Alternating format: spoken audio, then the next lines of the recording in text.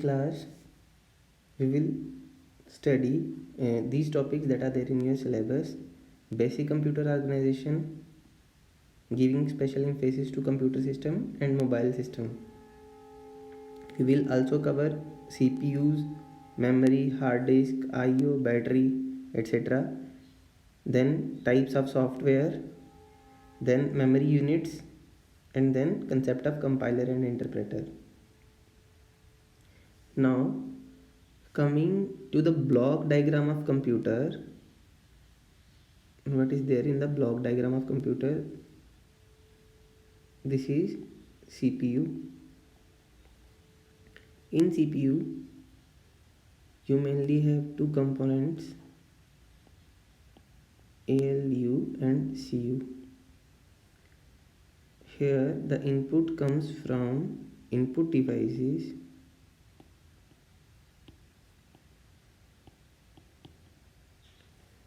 and here output is received by the output devices. What happens when input comes from input devices? Our CPU computes arithmetic and logical operations with this unit, arithmetic and logical unit, and control unit controls all the operations. Then there is also memory here for saving our intermediate results. Then we can also have additional memory which can be called as secondary memory.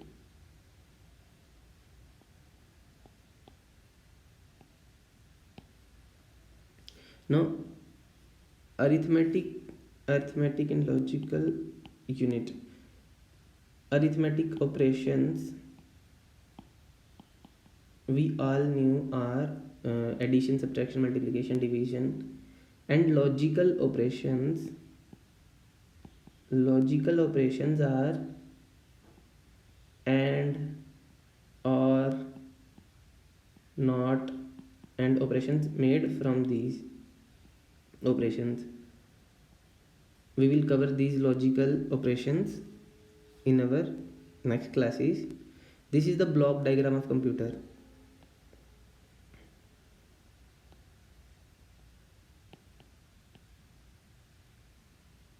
This is the block diagram of computer. What happens when input comes from input devices? Input devices can be keyboard, through which input is fed into the computer. These devices are called input devices. These can be keyboard, mouse, joystick, scanner, microphone,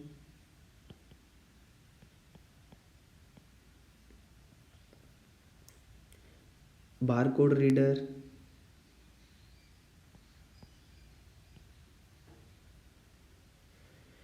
etc.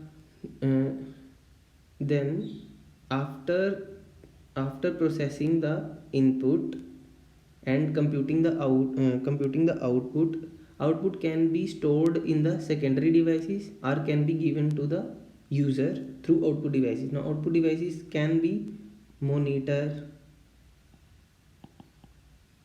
printer, speakers, etc. I am also adding another input devices which is touch screen. Through touch screen we also get input. Now what is the difference between computer system and mobile system? The major difference between computer system and mobile system is of CPU. Which CPU do they use? Now CPU that is there in your computer desktop system is of much more power than than the CPU that is there in your mobile system. Here mobiles means laptops, smartphones, IoT devices, etc. While considering a CPU, we should consider the application for which our computer is for which application we will use our computer. Suppose we are we have to use our system for gaming purposes. Suppose we are assembling a laptop for gaming purposes, then we should select a desktop processor rather than a mobile processor. What are the trade-offs between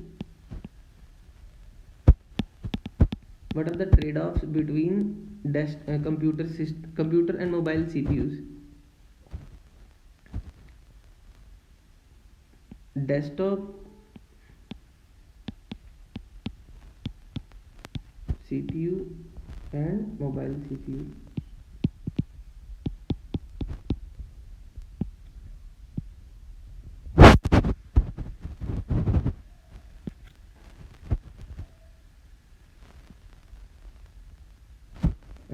Its processing capabilities are more.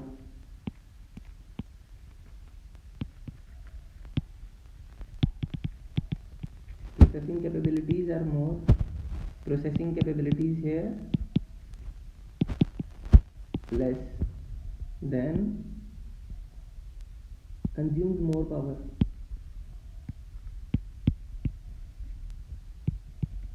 Consumes lesser power.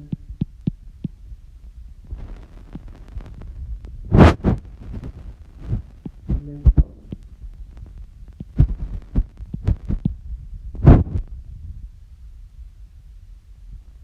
Then these are some of the trade-offs between computer and mobile processor. This is the main reason why there is difference between computer and mobile. Memory, hard disk, I/O, and battery. Firstly, we will discuss memory. Now, memory used in the computer system can be classified into two types: primary memory and secondary memory.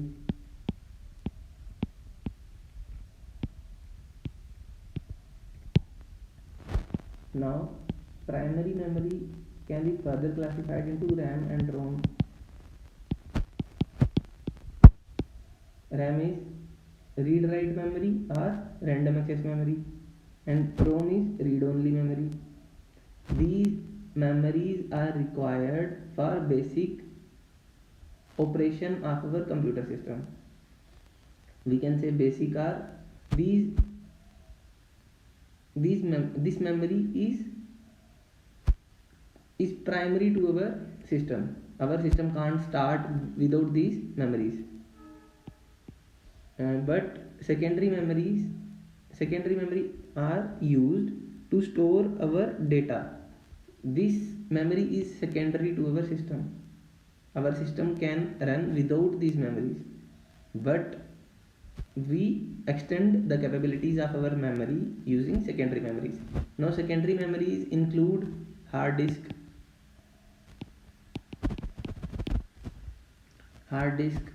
CDs, DVDs,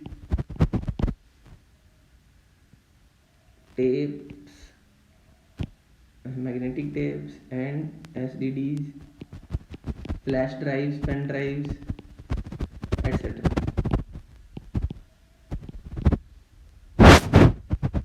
Now,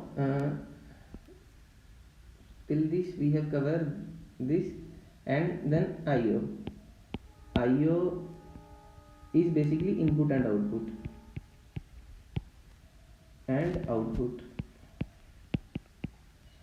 We have discussed input devices and output devices. Then came the battery. As we all knew, battery is a combination of cells. Why we need battery? We need battery to give power to the devices that are mobile, that cannot that we have to use for uh, some purpose without supplying them AC mains or power. Now battery can be um, what are the types of the batteries? Batteries can be also primary and secondary. These batteries cannot be charged, cannot recharge, and these batteries can recharge. Now these types of batteries are used when charging is not feasible, where we use these batteries in our TV remotes, then in pacemakers, then uh, where we use primary batteries where giving charging facility is either redundant or is of no importance. These devices can use primary batteries. Secondary batteries, these batteries are rechargeable. We can have various types of batteries like lithium ion batteries, lithium ion, lithium polymer. Then we have nickel cadmium, then we have nickel metal hydrides. These two batteries are common because of their characteristics. These have higher specific energy and lower degradations. That's why we use these two batteries nowadays. Memory units.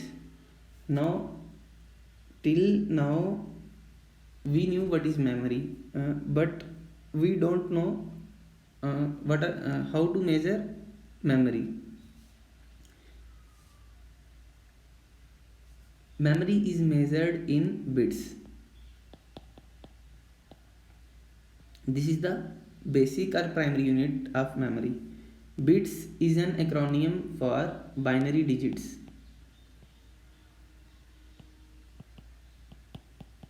In memory, we store binary digits, and bits can be 0 or 1. Bits can be 0 or 1. A combination of 4 bits, is called a nibble, whereas a combination of 8 bits is called a byte.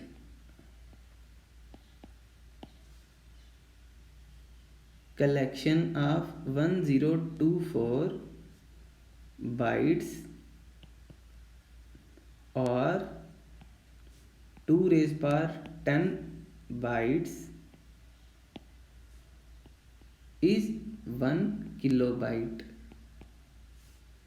and then collection of 1024 kilobytes or 2 raised power 10 kbs is equal to 1 MB. Collection of 2 raised power 10 MB is equivalent to 1 GB. Then collection of 2 raised power 10 GB is equal to 1 TB. This is gigabyte, this is terabyte. Collection of 2 raised power 10 TB is equal to 1 petabyte. Then so on. We can also have collection of 2 raised power 10 petabytes equal to 1 exabyte.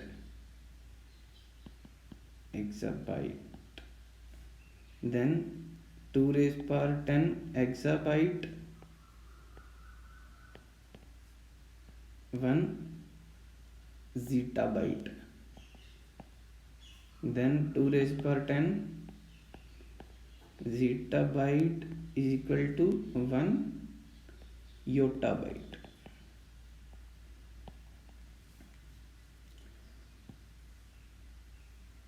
I hope you have remembered these. These are the prefixes. You have remembered these prefixes, SI prefixes from your physics and chemistry classes. These prefixes you can learn from the books of your physics and chemistry. These are deca, hecto, kilo, mega, giga, tera, peta, exa, zeta and yotta. This is 10 raised power 1, 10 raised power 2, 10 raised power 3, 10 raised power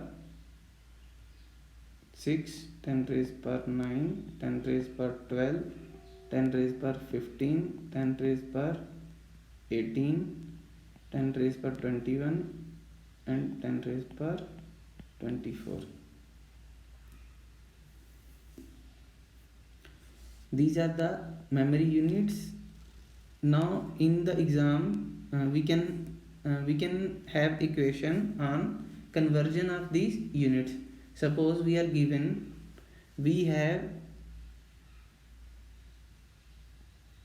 256 GBs and we have to find how many bytes does it constitute. We have to use these conversions to calculate the answer in these questions. These types of questions can be asked in your exams. Now we knew that the computer understands only binary language, which consists of string of 0 and 1s. String of 0s and 1s. This can also be called as low level language,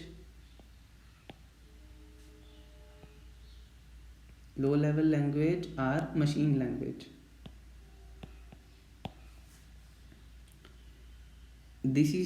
Suppose this is hardware and this is the hardware, this is the user or programmer. We are programmers and this is machine.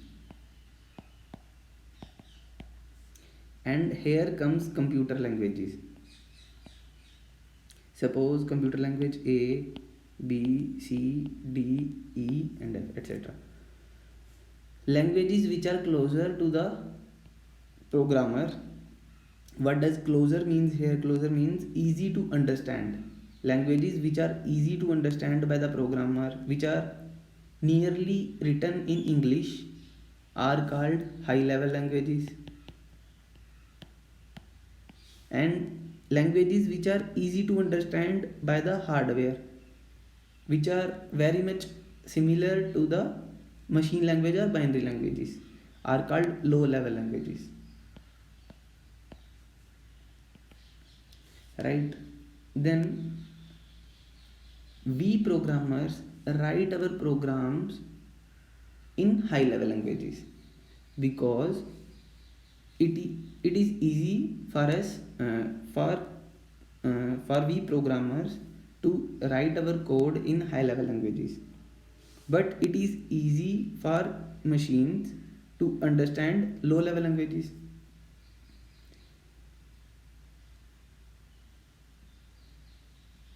Firstly, when computer is invented and programmers started programming on the computer, firstly they used binary language, binary or machine language.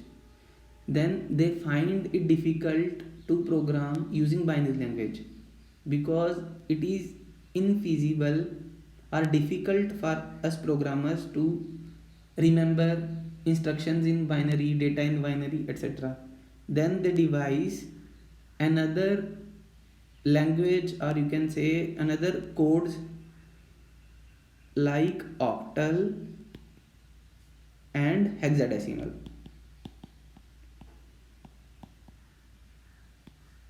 We know from our previous class that binary languages in groups of 3 form octal codes and in groups of 4 form hexadecimal codes. Then there came assembly languages.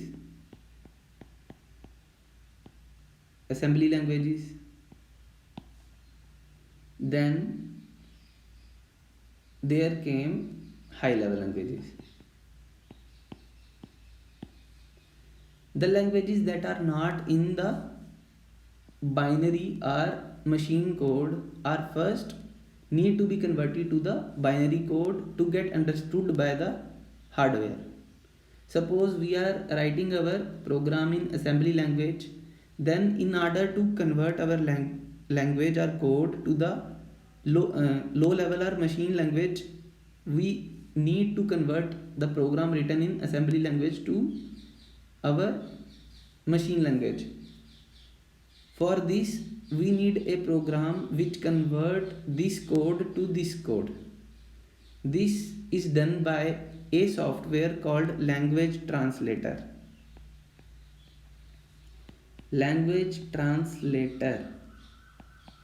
For assembly language, this language translator is called assembler.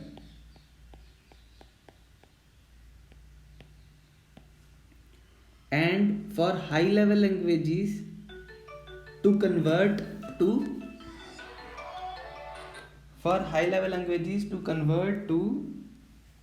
give me a minute.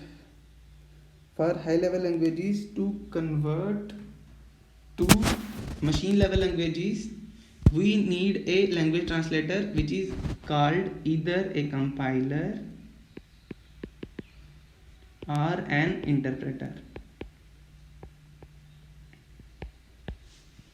Now there is a difference between compiler and interpreter. Compilers takes, suppose a programmer has written a program. There are two scenarios, A and B. Here we are using compiler and here we are using interpreter, right? In case of compiler,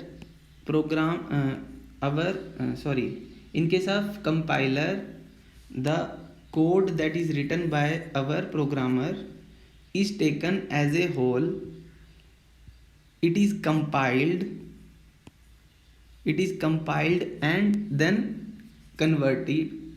What do you mean by compilation? It is checked for any errors, and if there is no error, it is converted to the machine code or object code of the hardware. Whereas in case of a code written in any of the interpreted language, what happens? Interpreter takes first line and find if there is any error.